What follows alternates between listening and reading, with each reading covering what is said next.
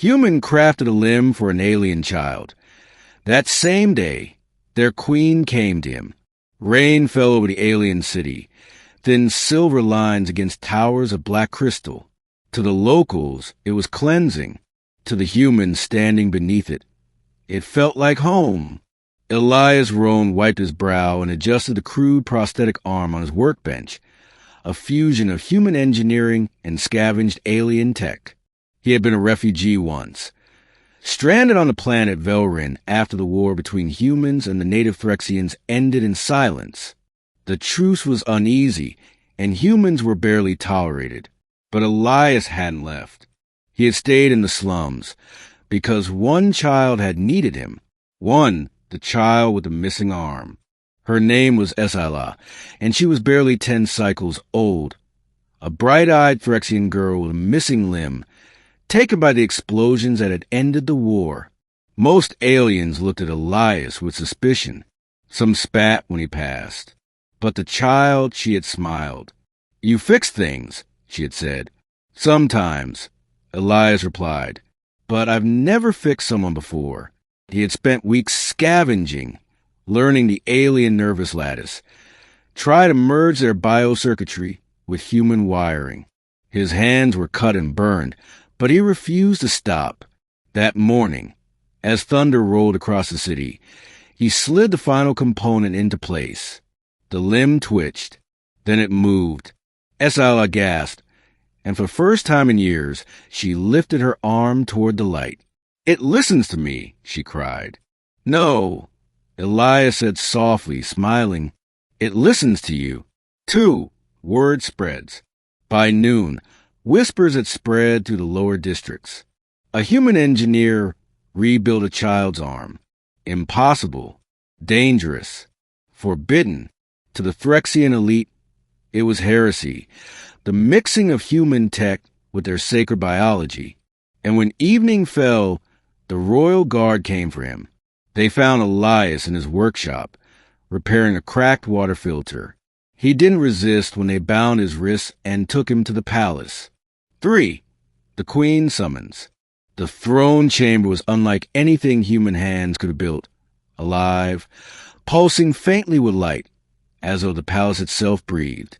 Upon the dais sat Queen Thalenare, ruler of Elrin, tall, regal, eyes like amber glass, her very presence commanding silence. "You are the human engineer," she said. "I am," Elias replied quietly.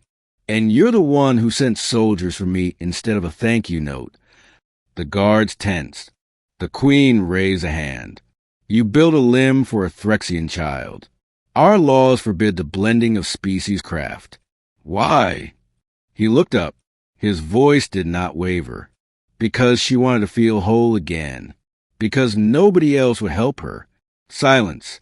The Queen's tail coiled, a slow, deliberate motion of thought. "Do you know who that child was?" she asked. "Her name's Esala," Elias said. "She said she liked painting stars."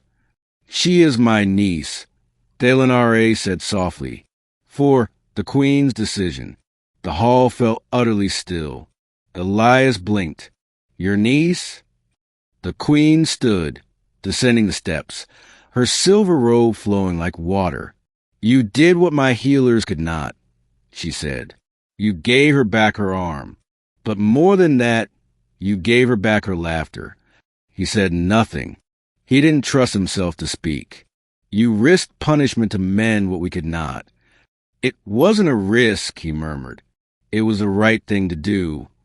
The Queen studied him. A fragile human, marked with scars, yet unbowed. "Tell me, human, would you do it again? For anyone who needed it?" Elias answered. Her eyes softened. "Then perhaps our laws need mending as much as our people." 5. The gift of trust. That night, the Queen ordered a new decree. Human and Threxian knowledge would no longer be forbidden to mix.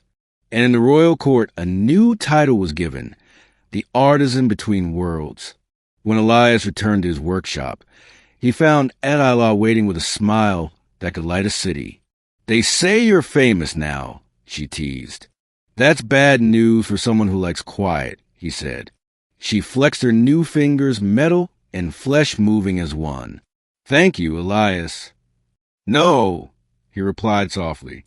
Thank you. You helped me remember what hands are for. 6. Epilogue. Weeks later, the Queen herself visited his workshop. No guards. No crown. Just a quiet woman in a hooded cloak, standing in the doorway as he tinkered with small exoskeleton. You keep building, she said. That's what humans do, he answered. And if I asked you to build something for me? Depends on what it is. She smiled, a rare, unguarded expression. Hope, she said. Build me hope human.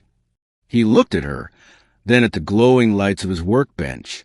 One piece at a time, Your Majesty. And beneath the endless reign of Elrin, a human small workshop became the beating heart of two civilizations learning, at last, how to heal together.